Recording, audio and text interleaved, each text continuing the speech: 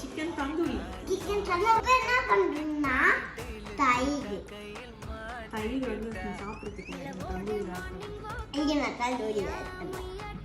Chicken ஃப்ரையா தந்தூரியா? Tandoori first கொஞ்சம் தயிர் add பண்ணிக்கலாம்.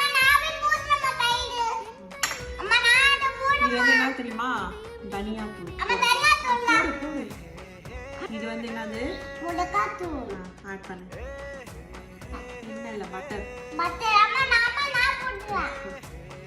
இது என்னது? லெமன். லெமன் ஆட் பண்ணலாமா? அம்மா நான் உப்பு எடுத்துக்கிறேன். இப்போ நெக்ஸ்ட் வந்து